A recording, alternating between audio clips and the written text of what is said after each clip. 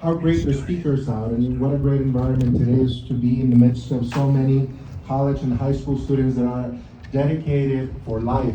So Students for Life is an organization that I have no problem always supporting because they always support us. And if you can visit her, that would be amazing. A great part of where lives are saved in this Our Beautiful movement is outside those abortion clinics. And a lot of the work that happens out there is a very tireless work, a very hard work that is done by dedicated people that stand in that sidewalk for hours and hours, hoping they can talk to a pregnant woman about to make a very bad decision in those abortion clinics. Sidewalk advocates are an integral part of a movement, and they do great work saving lives. They really count every day the particular lives that they saved. I remember a story before when we had the Harlingen abortion clinic that, thanks be to God, closed a few years ago.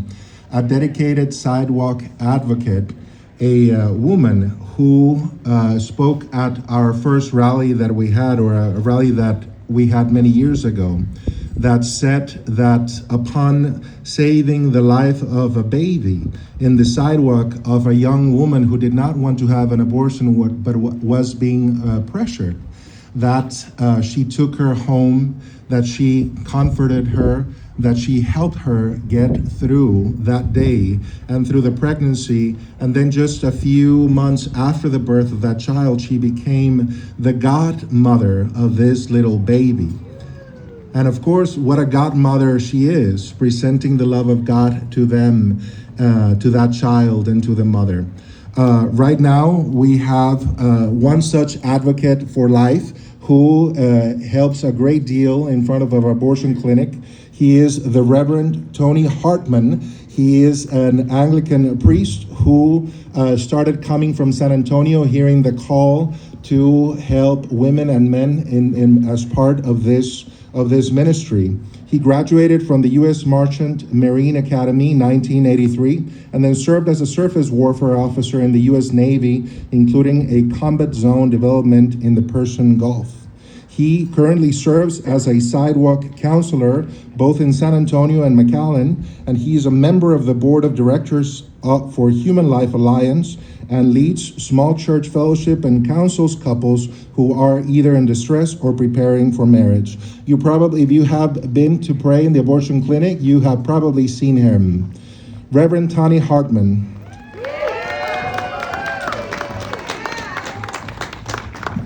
Thank you, Durlis. Thank you, Bishop Flores. It's a privilege, and I really, really, really appreciate the welcome and the spirit of cooperation, and you're having me down here, and it's nothing but a good thing. But first thing I'd like to say is this isn't just about me. This is about a team and a partnership. The partnership that we have is a cooperation and a seamless integration between those of us who stand outside the abortion clinic, infamously known as WWH, which rings, and that's also Whole Women's Health. My dog is out there, and he joins me on the sidewalk, and so he's excited to see Master or Dad up there. But there are several, and we work in partnership with McAllen Pregnancy Center, and so I'd like to. And if you're with McAllen Pregnancy Center, raise your hand. They're over there.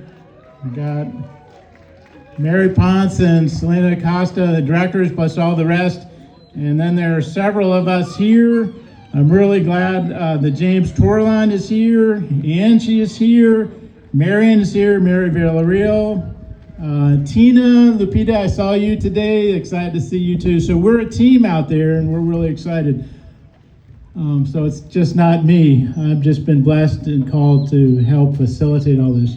But I'd like to tell you that what's happening out there is what we do is, as Father Durlis explained, we try to get girls to reconsider what they're doing and and then go to the pregnancy center.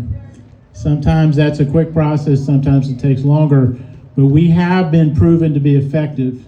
We didn't have any this week because of the weather and they were closed. Last week, 1, 2, 3, 4, 5, we had a phenomenal week. In 2 days, diverted to the pregnancy center. One of the girls had already changed her mind because we'd handed her a packet. Kind of looks like this. It's got a lot of information. And she'd already changed her mind, but we reaffirmed that decision when she went to the pregnancy center. So this is a very effective thing. But I want to tell you that it is a war. It's a war in a very real sense.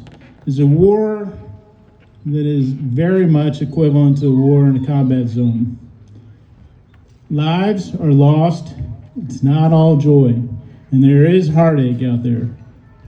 And lives are saved. And that's a beautiful thing when it happens. Just a couple examples. I remember talking to a girl through the window in her car, and the boyfriend saw what was happening. He came out of the clinic. He walked down, sat next to her, reached over, rolled the window up so I couldn't talk to her anymore. And then he proceeded to wear her down. Whereas we thought we had her in hand, he broke her, she drove up, she went to the clinic. It's a sad thing. So it's the war is without victories and defeats. So we take both, understand that all is in God's hands and His grace, but it's hard sometimes. Another case, I won't give you the long story, but girl was 27 weeks. We'd been working with her for months. And she finally, for some reason, had flown to Albuquerque to get the abortion. And I found out, I talked to her on the phone and pled and cried and wept. And I said, I'll get your ticket. Anyway, she went back to the airport. We thought we had this thing solved. In a few minutes, she had called her mother, and told her to go back. And she did. So we lose some.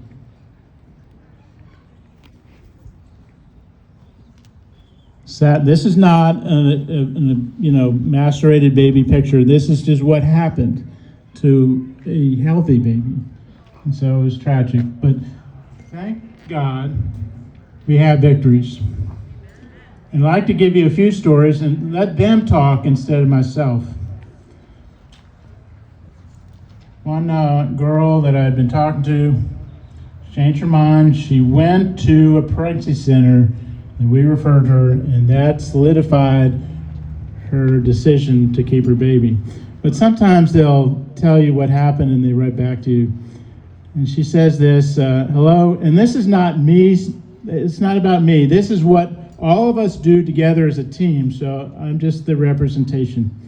Hello, I think of you very often. Unfortunately, my mother doesn't agree with the pregnancy, but I know in my heart that this baby deserves a life. So I've been looking at moving out and trying to figure out my life from here. It's a lot, but I have to do what's best for me and this little boy. Everything will work out. I just have to keep reminding myself that. And sir, if it wasn't for you that day, I wouldn't have gone through with the abortion. You saved, it wasn't me really, it was the Holy Spirit. But this baby's life, and very well my own, I can't imagine what a hard job you have. I have to admit, I used to get upset at people who would stand out in front of abortion clinics, but you made me realize that what I thought was a mistake as a baby, a child, a little boy. You saved this life that day. I'm forever grateful for you. I hope to talk to you soon and would love to come over for dinner sometime and meet your beautiful family if you'll have me. Of course I would. Thank you again. Truly, you are one of the few people that passed in my life and changed it for the better. And I'd like to show you the photo.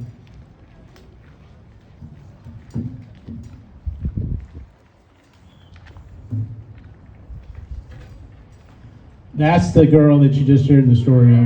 Okay.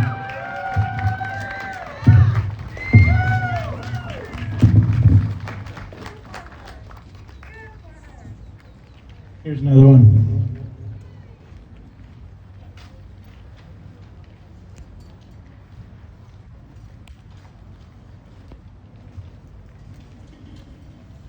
Hi, Reverend Tony. You may not remember me. My name is Alexis. She lived down in Corpus Christi. She'd come up to San Antonio because they don't have an abortion center down I met you a little over a year ago outside of the abortion clinic in San Antonio. At the time, I felt pressured into getting an abortion. And when we pulled into the parking lot, you were there to greet me. I followed you to a clinic down the road. That would be, in this case, McAllen Pregnancy Center. It offered a free ultrasound, and you sat and prayed for me. You didn't know me at all, but at that exact moment, you were exactly what I needed.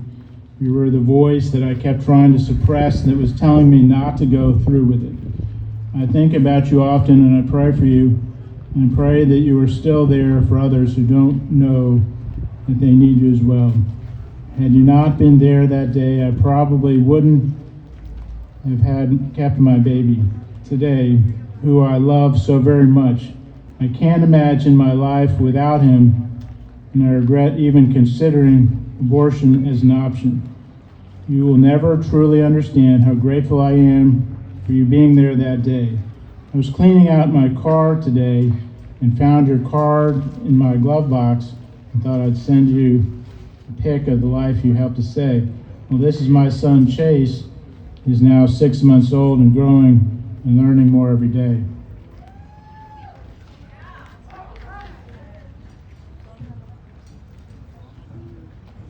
That's Chase.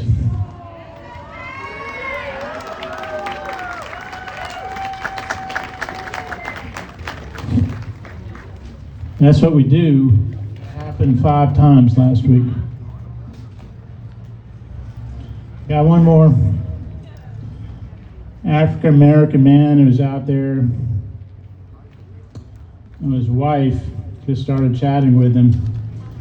Hunted me down on Facebook and sent me a Facebook message. It's kind of short. It just said, "It was you who stopped me and my wife from having an abortion.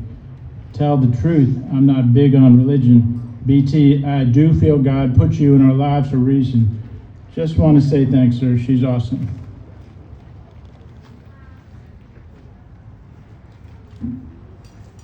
That's the baby.